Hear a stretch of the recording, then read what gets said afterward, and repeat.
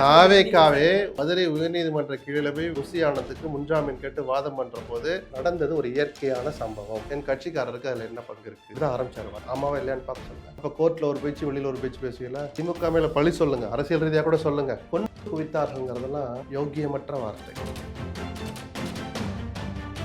ஒரு கட்சி நிகழ்ச்சியில் நடந்ததுக்கு போய் அரசு வேலையை கொண்டு இடதுசாரி கருத்து சொல்லிக்கிறாங்க, நல்லதில்லை. நாம் தமிழர் எதிர்த்து இருக்கிறாங்க, வழக்கே போட்டிருக்கிறாங்க. சாதாரணமா ஒரு இதுல நடந்து உயிரை பறி கொடுத்தவங்களுக்கு இந்த மாதிரி கொடுக்கறது ஒன்றும் தெரியல. அதுல இந்த கேள்விகளும் இருக்குங்கிறதுக்கு அரசும் கவனிக்கும். 41 பேருக்கு அப்படின்றதா அப்ப என்ன மாதிரியான முன்னுதாரணத்தை ஏற்படுத்தும்? விக்டிம் கார்டை வந்து ப்ளே பண்ணிட்டே இருந்தாங்க தாவேக்கா. அந்த ஹைவேல இருந்து அந்த ஸ்பாட்டுக்கு போலீஸே எங்களை உள்ள கூட்டிட்டு வந்து விட்டு அந்த நாடகலாம் இருக்கு பாருங்க. அது மக்கள் இதை கவனிப்பாங்கன்னு அந்த தாவேக்காவினர் உணர்வு. இது வந்து தாவேக்காவுக்கு தொடர்ந்து பலம் கொடுத்துட்டே தான் இருக்கு. அதே இப்போ ஒரு விக்டிம் கார்டை யூஸ் பண்ணிருந்தீங்கன்னா கரூர்ல யார் ஜெயிச்சா? தாவேக்கா ஜெயிச்சு. 41 பேரை நீங்க கொடுத்து அரசியல் பண்ணி நீங்களே அந்த கொண்டு குவித்தவர்களுக்கு பறி கொடுத்த கட்சிக்கு அந்த ஒன்றும் பெருசா பரிசு கொடுக்கலையே.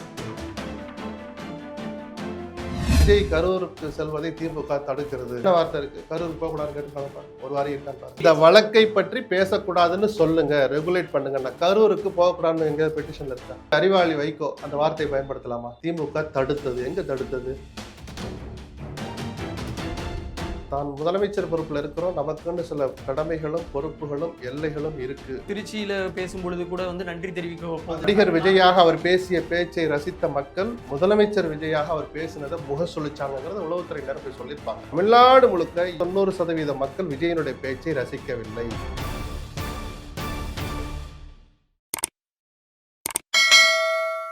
வணக்கம் சார். வணக்கம்.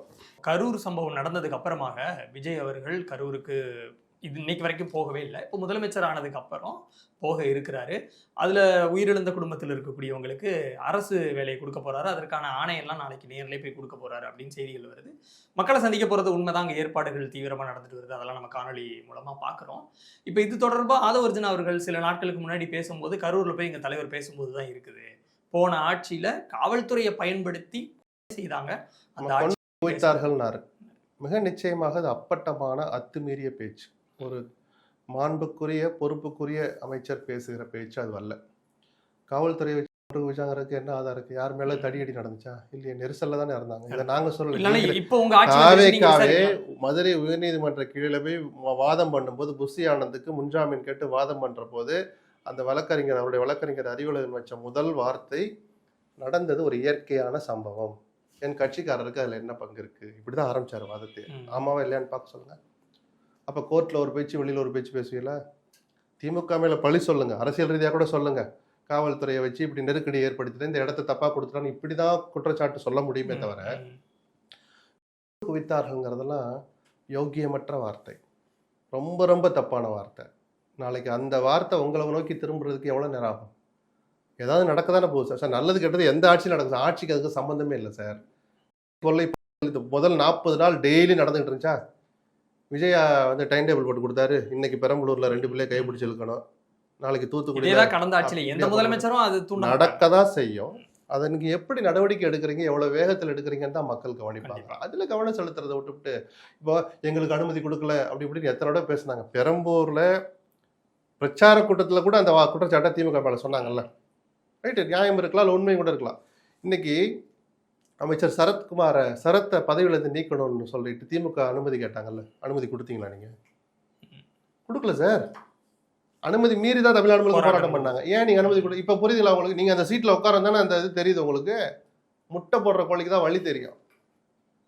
யதார்த்தமான வார்த்தை அது. அதுல 1000 அர்த்தம் இருக்குது. நீங்க நிர்வாகத்துல உட்கார்ந்தாதான் ஓ இப்படி டக்கு டக்குன்னு அனுமதி கொடுக்க முடியாதோ, லாண்ட் ஆர்டர் பிரச்சனை வருமோன்னு உங்களுக்கு அப்ப தெரியுது இல்ல. அது என்ன வெளியில இருந்தா ஒரு பேச்சு, ஆட்சியில இருந்தா ஒரு பேச்சு.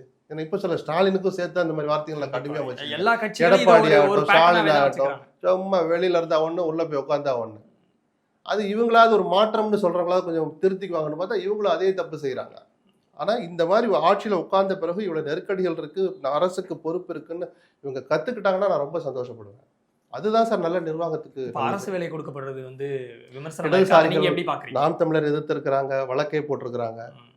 இடதுசாரிகள் இன்னைக்கு ஒரு கருத்து சொல்லிக்கிறாங்க, நல்லதில்லை. ஒரு கட்சி நிகழ்ச்சியில் நடந்ததுக்கு போய் அரசு வேலையை கொண்டு கொடுக்கணும். இப்போ ஒருத்தர் கொடுக்குறாங்கன்னா ஒரு அதை தனிப்பட்ட நிகழ்வாக கருதி அப்படின்னு ஒரு ப்ரெஸ் ரிலீஸ்லேயே வரும். ஒரு வேலையை கொடுப்பாங்க.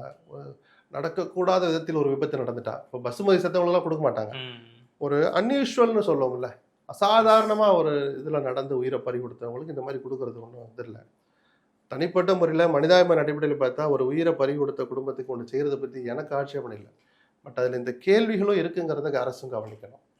ஒரு கட்சி நிகழ்ச்சியில் நடந்ததுக்கு போய் 41 பேருக்கு அப்படின்றதா அப்போ இது என்ன மாதிரியான முன்னுதாரணத்தை ஏற்படுத்தும் அப்படிங்கிற கேள்வியில் அர்த்தம் இருக்கிறது. இப்போ விஜய் அவர்கள் அங்கே என்ன பேச போறாருங்கிறது ரொம்ப முக்கியமான விஷயமா பார்க்கப்படுது. ஆதவ அர்ஜுனா அவர்கள் ஏற்கனவே ஆட்சிக்கு வரக்கு முன்னாடி என்ன பேசினாரோ அதே தான் பேசுறாரு, விமர்சனம் வருது. இன்னுமே வந்து பழி போட்டுட்டே இருக்கிறாங்க. ஒரு விக்டிம் கார்டை வந்து ப்ளே பண்ணிட்டே இருந்தாங்க தாவேகா. மக்கள் இதை கவனிப்பாங்கன்னு அந்த தாவேகாவினர் இல்ல, அது வந்து தாவேகாவுக்கு தொடர்ந்து பலம் கொடுத்துட்டே தான் இருக்குது. இப்போ எங்க பலம் கொடுத்து நீங்க அப்படி அதவே இப்போ ஒரு விக்டிம் கார்டா யூஸ் பண்ணிருந்தீங்கன்னா கரூர்ல யார் ஜெயிச்சா? தாவேகா ஜெயிச்சு 41 பேரை நீங்க கொடுத்து அரசியல் பண்ணி திமுக இப்படி எங்களுக்கு ஒரு சின்ன இடத்துல அடைச்சு திட்டமிட்டு இன்னைக்கு சொல்ற வார்த்தையை யோசிச்சு பார்ப்பேன்.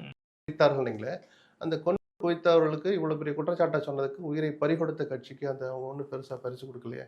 அவங்களுக்கும் திமுக கொடுக்கல. யாருப்பா சம்பந்தமே இல்லை, அண்ணாதிமுக. ஆக அதுதான் நான் விரும்புறேன். அண்ணாதிமுக ஜெயிச்சது இல்லை. அந்த சம்பவத்தை அரசியலுக்கு பயன்படுத்தக்கூடாது. உங்களுக்கு யார் எம்எல்ஏ ஆகணும்னு நினைக்குதோ நீங்க வேற எதை வேணாலும் நினைச்சு போடுங்க.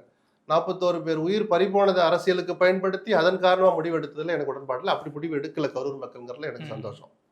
அண்ணாதிமுக ஜெயிச்சு சந்தோஷம் இல்லை.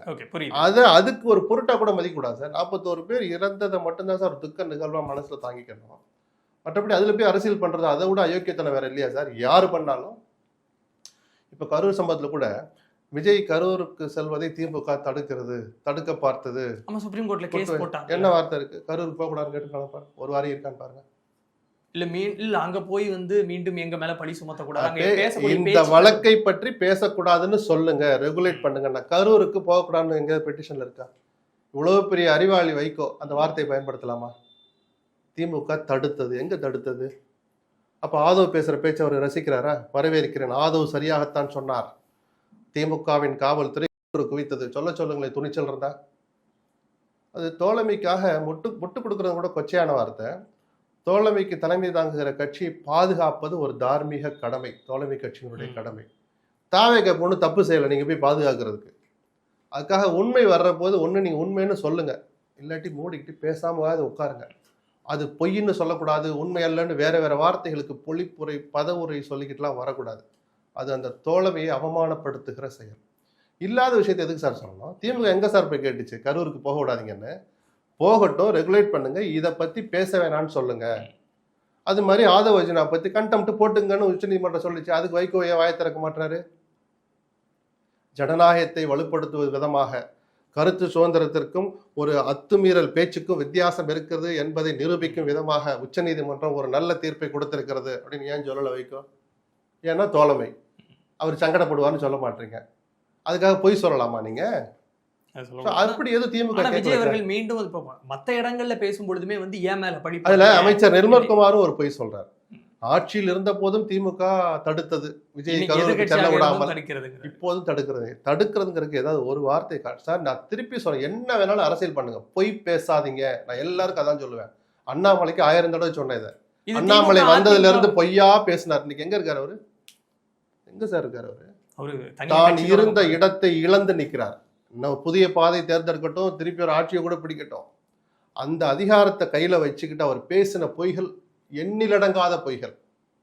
இப்ப தாவேக அமைச்சர்கள் சிலர் அப்படிதான் சொல்ல ஆரம்பிச்சிருக்கிறாங்க. நீங்க ஸ்டாலினை விமர்சிங்க, திமுக விமர்சிங்க, பொய் சொல்லக்கூடாது. இல்ல ஆனா இந்த விஷயத்துல திமுக அதிமுக என்னதான் அவங்க அரசியல் மேல விமர்சனம் இருந்தாலும் அதிகமா இந்த மாதிரியான பொய் பேசுறாங்கிற குற்றச்சாட்டுல வந்த மாதிரி இல்ல சார். அவங்க ஊழல்ல கரை கண்டவங்க சார், நான் ஓப்பனா சொல்றேன் சார். ஆனா இந்த மாதிரி சமூகத்தை கெடுக்கிற வேலையில அவங்க எந்த காலத்திலயும் செஞ்சது இல்லை சார். 1-2 சில விதிவிலக்குகள் இருக்கலாம். ஸ்கூலுக்குள்ள போய் நீங்க என்னைக்காவது திமுக கொடி கட்டியிருக்கா சார்? அரசாங்க பள்ளியில் அதிமுக கொடி பறந்து பார்த்துருக்கீங்களா? அக்கிரமம் செய்த அதிமுக, அக்கிரமம் செய்த திமுக தாவேகா பாஷையிலே நானும் பேசுறேன். அவர்களே கூட இதை செஞ்சிருக்காங்களா? நீங்க எத்தனை ஸ்கூல்ல போய் உள்ள கொடி கட்டுறீங்க? விஜய் படத்தை முதலமைச்சரை போய் எடுத்து காட்டுறது வேற. அந்த முதலமைச்சர் கூட ஜெயலலிதா படத்தை வச்சு இவங்க யார் தெரியுதா அப்படின்லாம் போய் அதிமுக கேட்டதில்லை சார். அந்த பசங்களுக்கு, அந்த குழந்தைங்களுக்கு அவங்க மாமா, அத்தை, பாட்டி ஏதோ ஒரு பேரை சொல்லி அவங்க பதவியில் இருக்காங்க, சிஎம்மா இருக்காங்கன்னு தெரிஞ்சுக்கிட்டு போதும் சார். அந்த போட்டோ இப்படி வச்சுக்கிட்டு கேட்க வேண்டிய அவசியம் என்ன சார் வந்துச்சு? புரியுதுங்களா? இது சமூகத்தையே சீரழிக்கிற வேலை. நீங்க தூய ஆட்சி, தூய சக்தின்னு சொல்லிவிட்டு நிஜமாவே நல்ல சிந்தனை இருக்கு, கட்சி நிதியை ஒழிச்சிட்டார், இன்னைக்கு வரைக்கும் மிகப்பெரிய ஒரு பெரிய மனசு வேணும் அதுக்கு. அவ்வளோ பெரிய பணத்தை வேணான்னு சொல்றதுக்கு ஒரு பெரிய மனசு வேணும். விஜய்க்கு அது உச்சபட்சத்தில் இருக்கு. நான் மனந்திறந்து பாராட்டினேன், முதல் பேட்டியிலேருந்து பாராட்டிட்டு இருக்கேன்.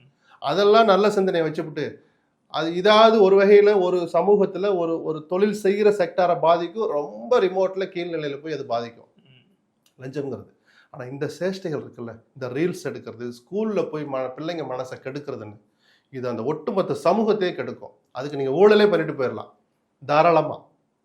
இப்போ மற்ற இடங்கள்லையும் இந்த மாதிரி கரூருக்கு போய் பேசாத பேச்சுக்கள்லையும் விஜய் அவர்கள் நன்றி தெரிவிக்கக்கூடிய பேசலையும் நான் நிறைய வழி தாங்கி வந்தேன், இந்த எதிர்க்கட்சிகள் எனக்கு அவ்வளோ வழி கொடுத்தாங்க, நான் வந்து முன்னாடி இருக்கும் பொழுது என் மேலே பழியை தூக்கி போட்டாங்கிறத பல இடங்களில் விஜய் பேசினார். இப்போ கரூர்லேயே போய் பேச போறாருங்கும் போது அதே மாதிரி ஒரு விக்டிம் கார்டு என் மேலே பழி